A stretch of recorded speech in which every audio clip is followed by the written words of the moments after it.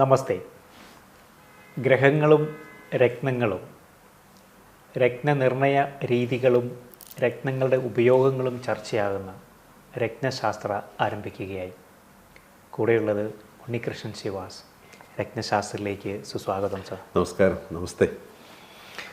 നമ്മൾ മുമ്പുള്ള എപ്പിസോഡുകളിലൊക്കെ ചർച്ച ചെയ്തു വന്നിരുന്ന ഒരു കാര്യമെന്ന് പറയുന്നത് നമ്മൾ രത്നങ്ങൾ ഉൾപ്പെടുത്താറുണ്ട്. എന്നിരുന്നാൽ പോലും നമ്മുടെ മെയിൻ ചർച്ചാ വിഷയം ധനു കണ്ടിന്യൂ ചെയ്ത് പോയിക്കൊണ്ട് നമ്മൾ എനിക്ക് തോന്നുന്നു ഓരോ ലഗ്നത്തെക്കുറിച്ചും രാശിനെക്കുറിച്ചും നമുക്ക് 2-3 എപ്പിസോഡ് ചെയ്താലും ഷോർട്ടായിട്ട് പറഞ്ഞു പോകാവുന്ന ഒരു സബ്ജക്റ്റ് അല്ല ഇത്. എന്നാലും നമ്മളത് കഴിയുന്ന ഷോർട്ട് ചെയ്തിട്ടാണ് സംസാരിക്കുന്നത്. ധനു രാശി, അതിൻ്റെ സിമ്പൽ അത് പറഞ്ഞ് അവിടെ നിർത്താനല്ലേ. ധനുവിൻ്റെ പ്രത്യേകതകളെല്ലാം നമ്മൾ വർണ്ണിച്ച് പോകണമെങ്കിൽ അത് ഒരുപാട് ടൈം എടുക്കും. നമ്മൾ എനിക്ക് തോന്നുന്നു അതിൽ ലഗ്നാധിപൻ തന്നെ വ്യാഴം ആയിട്ട് വരുമ്പോഴുള്ള പ്രത്യേകതകൾ, അതിൻ്റെ സവിശേഷതകളെക്കുറിച്ച് നമ്മൾ പറയുകയുണ്ടായി.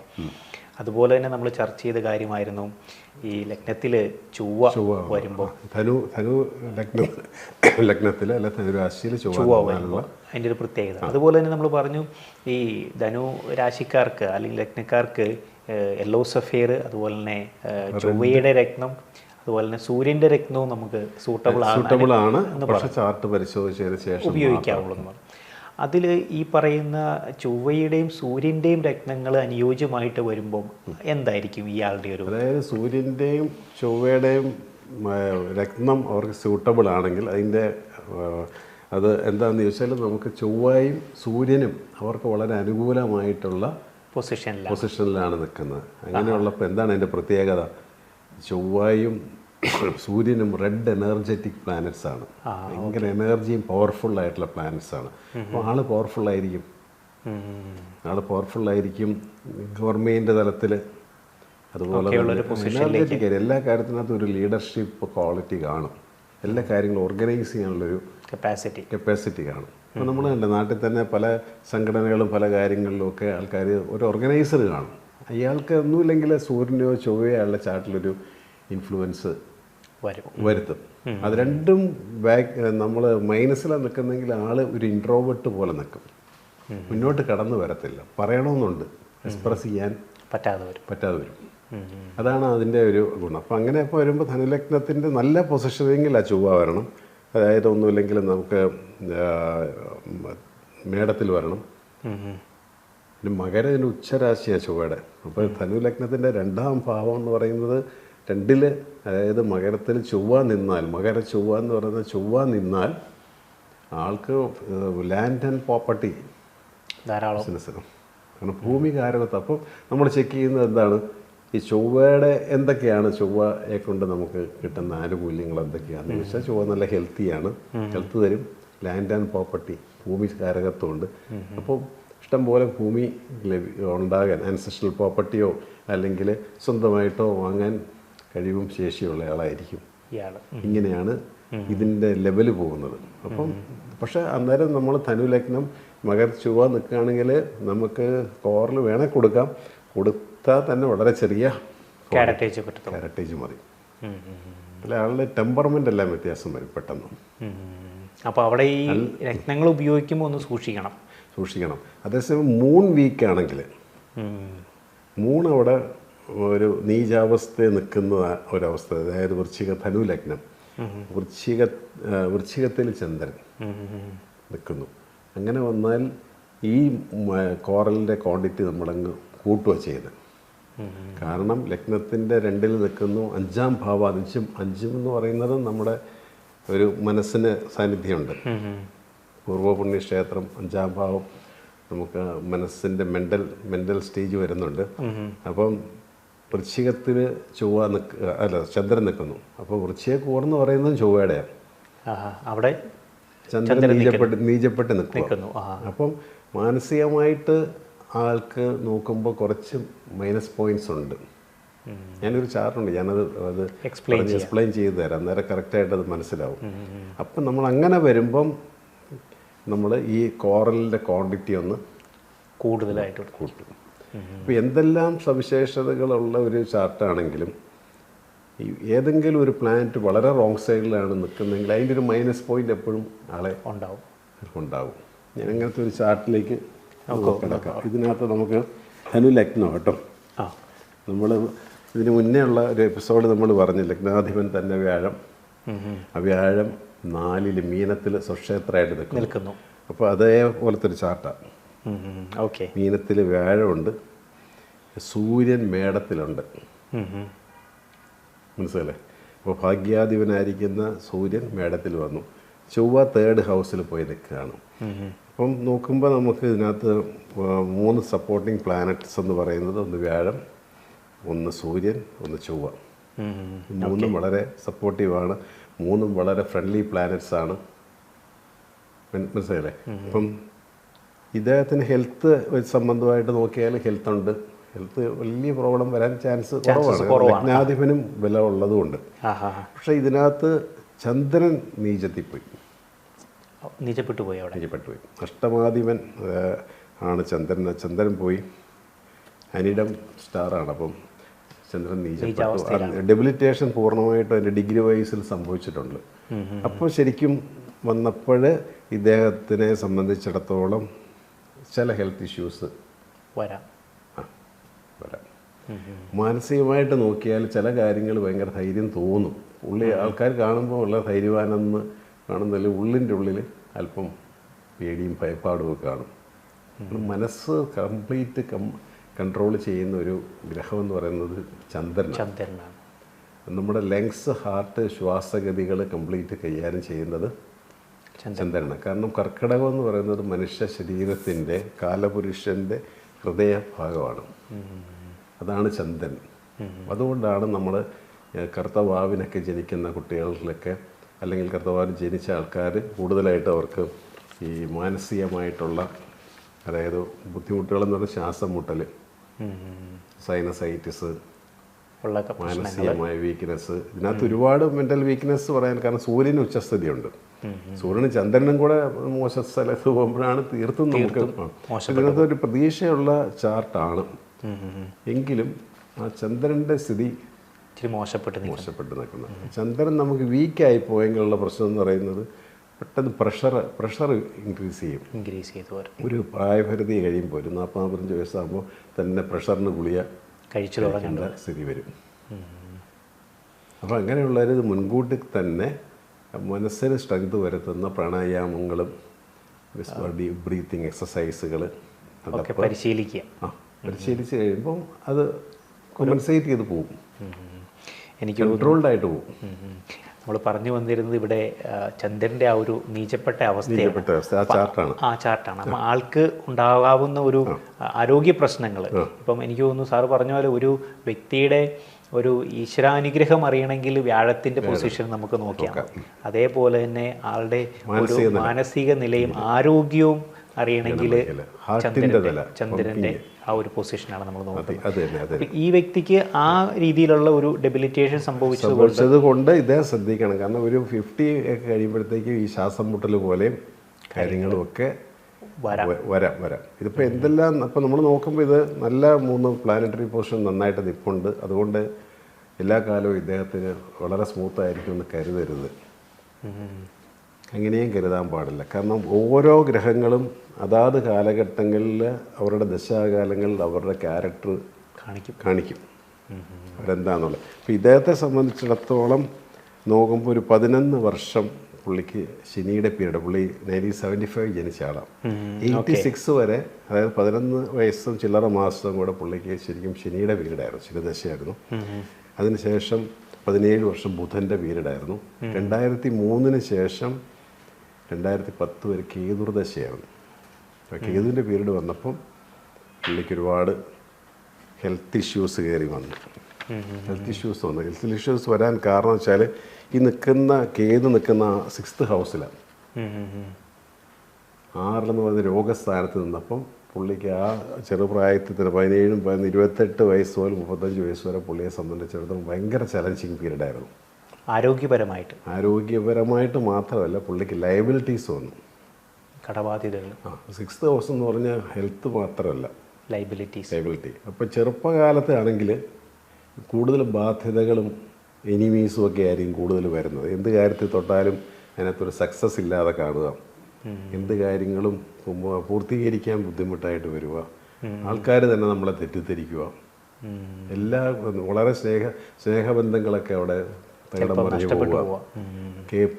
കേതു ആകുമ്പോൾ പ്ലാനറ്റ് ഓഫ് ഐസൊലേഷൻ എന്ന് പറയുന്നത് നമ്മൾ ഒറ്റപ്പെട്ട ഒരു ഫീല് ഉണ്ടാക്കിയെടുക്കുന്ന സകല പരിപാടികളും ആ കാലഘട്ടത്തിൽ ഉണ്ടാവും. കാരണം ഈ 6th ഹൗസിലായതുകൊണ്ടാണ് പറയുന്നത്.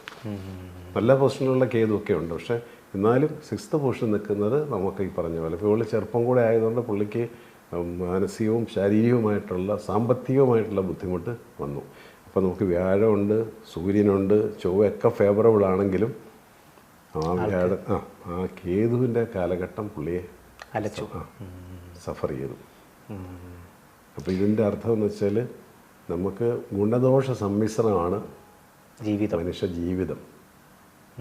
നമ്മൾ കാണുന്നത് പോലല്ല. പുള്ളിക്ക് എന്താ കുഴപ്പം? പുള്ളി എപ്പോഴും ഹാപ്പിയാണ്, ഇഷ്ടം പോലെ പൈസയുണ്ട്, കാര്യങ്ങളുണ്ട് എന്നാണ് നമ്മൾ കാണുന്നത്. പക്ഷെ അയാളോട് ചോദിച്ചാൽ അറിയാം അയാളെന്തെല്ലാം മാനസികമായ വിഷമത്തിൽ കൂടെയാണ് കടന്നു പോകുന്നത്. നമുക്കെല്ലാവർക്കും ഉണ്ട്. എന്നെ സംബന്ധിച്ച് നമ്മുടെ പേഴ്സണലി നോക്കിയാലും നമുക്ക് പല പ്രശ്നങ്ങളുണ്ട്. പല കാര്യങ്ങളിലും നമ്മൾ നമ്മുടെ തൊഴിൽപരമായിട്ടും ഒക്കെ നമ്മൾ മുന്നാതി നിൽക്കുകയാണ്. പല മാനസിക പ്രശ്നങ്ങൾ മനുഷ്യനല്ലോ ഉള്ളൂ. അപ്പോൾ നമ്മളിതെല്ലാം ചർച്ച ചെയ്യുകയും കൺസൾട്ട് ചെയ്യുകയും ഒക്കെ നമ്മൾ ഗൈഡൻസ് കൊടുക്കുകയൊക്കെ ചെയ്താൽ നമുക്ക് പ്രോബ്ലം ഇല്ലാതെ വരത്തില്ലല്ലോ.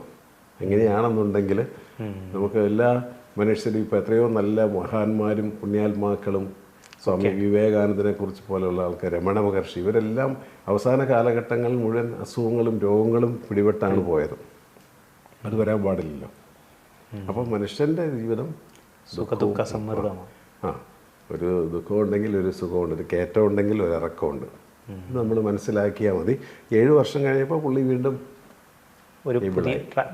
ഒന്ന് സ്റ്റേബിളായി ഒരു മുന്നോട്ട് പോയി. ഒരു ഓവറോൾ പുള്ളിയുടെ ലൈഫ് ടൈമിൽ ഈ 3 പ്ലാനറ്റ്സും പുള്ളിയെ സപ്പോർട്ട് ചെയ്യും. വ്യാഴവും സപ്പോർട്ട് ചെയ്യും, ചൊവ്വയും സപ്പോർട്ട് ചെയ്യും, സൂര്യനും സപ്പോർട്ട് ചെയ്യും. ഇതിൻ്റെ എല്ലാം തന്നെ ഇത് ലഗ്നാധിപൻ 4 ധനു ലഗ്നത്തിൻ്റെ അധിപൻ വ്യാഴം മീനത്തിൽ സ്വന്തം ഹൗസിൽ സ്വക്ഷേത്ര ബലവാനായിട്ട് നിൽക്കുന്നു. നല്ലൊരു ഫാമിലി ലൈഫ് നയിക്കാനായിട്ട് കപ്പാസിറ്റി ഉള്ള ആളാണ്. നയിക്കും പുള്ളി. ഫാമിലിയെ കൂടെ നിർത്തും. ആ കുടുംബം ചിലപ്പോൾ ഈ ആളായിരിക്കും പുള്ളി താങ്ങി നിർത്തിക്കൊണ്ട് പോകുന്നത്. കുടുംബത്തിനൊരു തൂണ് പോലെ നിൽക്കും. ആ പാർട്ട്ണറെ ഒക്കെ പുള്ളി കൂടെ നിർത്തി ഭംഗിയായിട്ട് കൊണ്ടുപോകും. കാരണം ആ വേടത്തിൻ്റെ 4th ഹൗസ് എന്ന് പറയുന്നത് നമ്മുടെ ഒരു കുടുംബ ജീവിതം കൂടെയാണ്. അതാണ് ഇതിൻ്റെ ഒരു പ്രത്യേകതയുള്ളത്. അപ്പോൾ വ്യാഴം ഇവിടെ നന്നായിട്ട്, അപ്പോൾ ഇതിനകത്തുള്ള എലോസ് ഓഫ് ഫെയർ ഒക്കെ വളരെ സ്യൂട്ടബിളാണ്. റൂബി സ്യൂട്ടബിളാണ്. അതുപോലെ കോറൽസ് വളരെ സ്യൂട്ടബിളാണ്. കാരണം ഈ ചന്ദ്രൻ വൃശ്ചികത്തിൽ നീചപ്പെട്ടപ്പോൾ വൃശ്ചികം രാശി എന്ന് പറയുന്നത് ശരിക്കും ചൊവ്വയുടെ രാശിയാണ്.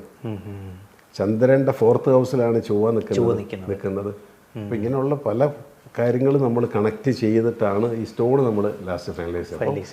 കോറൽസ്, റൂബി, എലോസ് ഓഫ് ഫെയർ, ഇത് 3 ആൾക്ക് കൊടുക്കാം. ഇവിടെ ഈ വ്യക്തിക്ക് ഈ ചന്ദ്രൻ്റെ സ്റ്റോണ് തൊടാനേ പറ്റില്ല. തൊട്ടാ പിള്ളി പുള്ളിക്ക് പോലെ ശ്വാസം മുട്ടൽ, വലിവും പ്രശ്നങ്ങളുണ്ടാകും. ആസ്മ, പെട്ടെന്ന് അതാണ് അഷ്ടമാധിപൻ എന്ന് പറയുന്ന 8ാം ഭാവത്ത് നിൽക്കുന്ന ഗ്രഹങ്ങളുടെ കല്ലുകൾ. 8ാം ഭാവാധിപൻ്റെ പീരീഡ്, 8ലെ ചൊവ്വയുടെ പീരീഡൊക്കെ നമുക്ക് അപകടങ്ങളും ഇതുമെല്ലാം വരുത്തും. അതാ ചൊവ്വയുടെ ക്യാരക്ടർ. അതാണ് പുള്ളി ഒരു ബ്ലഡ് റിലേറ്റഡ് ആളായതുകൊണ്ട് ആണ് ഈ ആക്സിഡൻറ്റ് ഉണ്ടാകുന്നത് മുഴുവൻ 8ൽ ചൊവ്വയുടെ പീരീഡിലുമൊക്കെയാണ് കൂടുതലായിട്ട് സംഭവിക്കുന്നത്. മനസ്സിലായില്ലേ? അതുപോലെ അപ്പോൾ ചന്ദ്രൻ വന്നപ്പോൾ ചന്ദ്രൻ അത്തരത്തിലുള്ളൊരു അപകടകാരിയല്ല. പുള്ളി മാനസികമായിട്ടായിരിക്കും നമ്മളെ തളർത്തുന്നത്. അപ്പോൾ 8th ഹൗസിലെ ചൊവ്വയുടെ ചന്ദ്രൻ്റെ പീരീഡ് വരുമ്പോൾ മാനസികമായിട്ടൊക്കെ ഒരുപാട് ബുദ്ധിമുട്ടുകൾ, അമ്മ നഷ്ടപ്പെട്ടു പോകാനായിട്ട് അമ്മയുടെ ഒരു ടൈം ദോഷം. കാരണം വീട്ടിൽ വളരെ ഇപ്പം നമ്മളെ മൂത്ത ഒരാൾ 5 പിള്ളേരുണ്ടെങ്കിൽ മൂത്ത ഒരാളുടെയാണ് ചാർട്ട് നമ്മൾ ചെക്ക് ചെയ്യുന്നതെങ്കിൽ അയാൾക്ക് ഈ ചന്ദ്രൻ്റെ ദശാകാലം വന്നു. ചന്ദ്രൻ വളരെ മോശമാണെങ്കിലും അമ്മയ്ക്കൊരു മോശ സമയം. അതിൻ്റെ ഒരു ഇൻഡിക്കേഷൻ ആണല്ലേ? മൂത്തയാളുടെ. ഇപ്പം സൂര്യനാണെങ്കിലോ അച്ഛനായിരിക്കും ബാധിക്കുന്നത്. അച്ഛന് ചിലപ്പം അച്ഛൻ്റെ ജോലി നഷ്ടപ്പെട്ടു, അച്ഛൻ ചിലപ്പോൾ കടപ്പെട്ടു പോവുക, അല്ലെങ്കിൽ മരണം വരെ സംഭവിച്ചു പോവുക, അങ്ങനെയുണ്ട്. അതുപോലെ തന്നെ ഇതുപോലെ തന്നെ ഈ അഷ്ടമത്തിലൊക്കെ നിൽക്കുന്ന ചന്ദ്രൻ്റെ പീരീഡ്, ഇപ്പോൾ മദറിന് എന്തെങ്കിലും ഒരു പ്രശ്നം വന്നാൽ ആൾക്ക് സമയത്തെത്താൻ പറ്റത്തില്ല, അവിടെ ആളുടെ പ്രസൻസ് കാണത്തില്ല. ഗൾഫിലൊക്കെ ജോലിയാണെങ്കിൽ സമയത്ത് ഓടി ലീവ് കിട്ടുകയില്ല, അവിടെ ആ സമയത്ത് മരണ സമയത്ത് കാണത്തില്ല. അല്ലെങ്കിൽ അവധിക്ക് പോയിട്ട് അമ്മയുടെ കൂടെ ഹോസ്പിറ്റലൊക്കെ എന്നിട്ട് തിരിച്ചിങ്ങോട്ട് പോകുന്നു, ഇവിടെ വരുമ്പോഴായിരിക്കും അമ്മ പോകുന്നത്. ഇങ്ങനെയുള്ള കാര്യങ്ങൾ നമ്മൾ പറഞ്ഞു വന്നിരുന്നത് അഷ്ടമത്തിൽ ചന്ദ്രനാണ് നിൽക്കുന്നതെങ്കിൽ വരുന്ന ആ ഒരു പ്രശ്നങ്ങൾ എന്തായിരിക്കും ആൾ നേരിടുന്ന ആ ഒരു സാഹചര്യങ്ങളാണ് നമ്മൾ ചർച്ച ചെയ്ത് വന്നത്.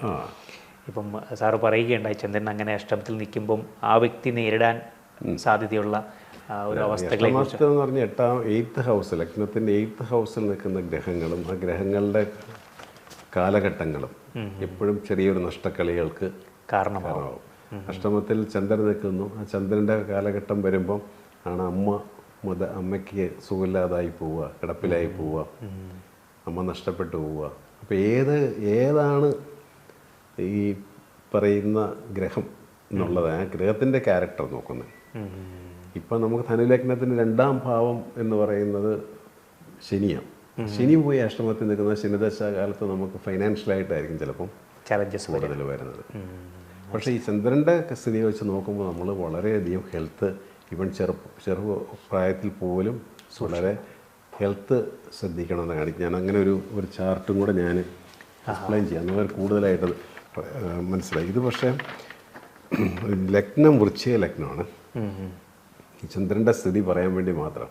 8th ഹൗസിൽ നമുക്ക് സൂര്യൻ, ചന്ദ്രൻ, ശുക്രൻ, കേതു, 3 ഗ്രഹങ്ങളും ഒരു ഛായാഗ്രഹവും അടങ്ങിയിരിക്കുന്ന ഈ 8th ഹൗസ്. പിന്നെ പുള്ളി ജനിച്ചിരിക്കുന്ന ചതുർദശി എന്ന് പറയുന്ന തിഥിയിലാണ്. തിഥികളുണ്ടല്ലോ, പ്രഥമ, ദ്വിതീയ. അതിനാ തിഥി ചതുർദശി എന്ന് പറയുമ്പോൾ അമാവാസിയുടെ തലേ ദിവസം, ഓൾമോസ്റ്റ് അമാവാസിയെ എത്തി. ചതുർദശിയിലും ഒരു ഓസ്പീഷ്യസ് ഡേ ഒന്നുമല്ല, നല്ല കാര്യങ്ങളൊന്നും ചതുർദശിയിലും അങ്ങനെ ചെയ്യാറില്ല. അപ്പോൾ ആ അമാവാസി തന്നെയെന്ന് വേണം നമുക്ക് പറയാം.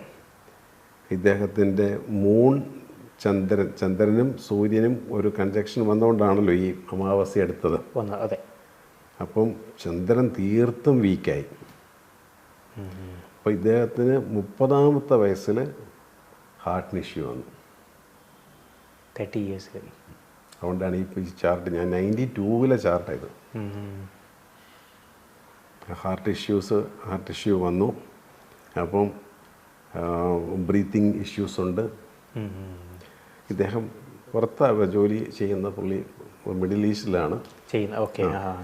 അപ്പം വളരെയധികം മാനസികമായിട്ട് ബുദ്ധിമുട്ടി പോയ കാലഘട്ടങ്ങളായിരുന്നു ഇദ്ദേഹത്തിൻ്റെ. അപ്പം ഇദ്ദേഹത്തിന് ഒരു ഗുണമുള്ളതെന്ന് വെച്ചാൽ ചൊവ്വായ്ക്ക് ഒരു അനുകൂല സ്ഥിതിയുണ്ട്. ലഗ്നാധിപനായിരിക്കുന്ന ചൊവ്വ മേടത്തിൽ നിൽപ്പുണ്ട്. 6th ഹൗസിലാണ് നിൽക്കുന്നതെങ്കിലും ആ ചൊവ്വയ്ക്കൊരു ഇമ്പോർട്ടൻസ് ഈ ചാർട്ടിൽ വന്നു. മൂണിൻ്റെ 11th ഹൗസിൽ വന്നു ചൊവ്വ, ലഗ്നത്തിൻ്റെ 6th ഹൗസിൽ വന്നു. അപ്പം നോക്കൂ, ഇവിടെ ഈ ചൊവ്വ മാത്രമേ ഉള്ളൂ പുള്ളിക്കൊരു സപ്പോർട്ടിങ് പ്ലാനറ്റായിട്ട് കാണുന്നുള്ളൂ. അത് പുള്ളിയെ സംബന്ധിച്ചിടത്തോളം കുറച്ച് പ്ലസ് പോയിൻ്റാണ്. അപ്പോൾ ശരിക്കും അദ്ദേഹത്തിന് കോറൽസാണ് ഞാനത് കൊടുത്തത്, സജസ്റ്റ് ചെയ്തിരിക്കുന്നല്ലേ. ഈ കോറൽ കൊടുത്തിട്ട് പുള്ളി ഉപയോഗിക്കുന്നുണ്ട്. ആ കോറൽ ഒഴിച്ചതിന് ശേഷം പുള്ളിക്ക് മെൻ്റലി പുള്ളിക്ക് ഇച്ചിരി സ്ട്രെങ്ത് വന്നെന്നാണ് പുള്ളി പറയുന്നത്. അതുപോലെ തന്നെ അദ്ദേഹത്തിന് പറഞ്ഞ പോലെ ഈ പ്രൊമോഷനും കാര്യങ്ങളും എല്ലാം ഇങ്ങനെ വക്കിന് വന്ന് നിൽക്കുമായിരുന്നു. അതിനൊക്കെ ഒരു തീരുമാനമായി, കുറച്ചുകൂടെ എനർജി വന്നു.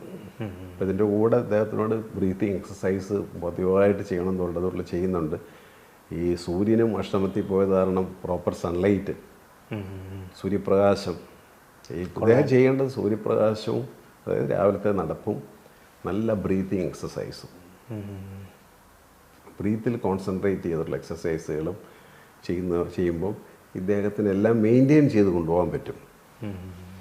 എല്ലാം സുഖപ്പെടുത്താന്നല്ല പറയുന്നത്, അങ്ങനെയില്ല. കാരണം പുള്ളിയുടെ ബർത്ത് ചാർട്ട് ചെയ്ത് പുള്ളി ആ ബർത്തിലെ ചില മൈനസ് പോയിൻറ്റ്സ് ഉണ്ട്. അത് കുറച്ച് നമ്മൾ പ്ലസ് ആക്കി എടുക്കാമെന്ന് മാത്രമല്ലാതെ അത് മുഴുവൻ പാടെ ഒരു കല്ല് മേടിച്ചിട്ടിട്ടോ ഒന്നും ചെയ്യാൻ പറ്റും. ഇതെപ്പോഴും നമുക്കിതിൻ്റെ പുറകിൽ ഇങ്ങനെ നിൽപ്പുണ്ടാവും. പക്ഷെ അതിനെ നമ്മൾ അതിജീവിക്കത്തക്ക രീതിയിൽ പ്രകൃതി തന്നെ നമുക്ക് ഒരുപാട് ഗൈഡൻസ് തന്നിട്ടുണ്ട്. ഈ പ്രാണായാമമൊക്കെ ചെയ്താൽ സ്ലോലി ഇപ്പോൾ ഞാൻ പറഞ്ഞത് ഡോക്ടറോട് ചോദിച്ചിട്ട് വേണം ചെയ്യാൻ. കാരണം പുള്ളിക്ക് ഹാർട്ടിൻ്റെ ചെറിയ പ്രശ്നം ഉള്ളതുകൊണ്ട് എക്സസൈസുകൾ മൈൽഡ് ആയിട്ടുള്ള ബ്രീത്തിങ് എക്സസൈസൊക്കെ ഓക്കെ പറ്റും. അതൊക്കെ ചോദിച്ചിട്ട് ചെയ്തോളാം. അതിൻ്റെ കൂടെ തന്നെയാണ് നമ്മൾ ഈ പറയുന്ന റെഡ് കോറൽ ഒരു 5 ക്യാരറ്റ്സിൻ്റെ താഴെ കൊടുത്തിട്ടുള്ളൂ. 6th നിൽക്കുന്നത്. ഒരുപാട് നമ്മൾ കൊടുത്തില്ല. അതിനിപ്പോൾ ഒരു മീഡിയം ലെവലിൽ ആണ് പുള്ളിക്ക് ഞാൻ സജസ്റ്റ് ചെയ്തിരിക്കുന്നത്. ഇവിടെ സാർ പറഞ്ഞ ആൾക്കത് ഉപയോഗിച്ച് തുടങ്ങുമ്പോൾ ഒരു മനോബലം അല്ലെങ്കിൽ മാനസികമായിട്ട് റെഡ് എനർജി വരുമ്പോൾ, കാരണം സൂര്യനും റെഡ് എനർജി ചേരുന്നത്, സൂര്യൻ അഷ്ടമത്തിലായതുകൊണ്ട് സ്റ്റോൺ ഉപയോഗിക്കാൻ പറ്റില്ല.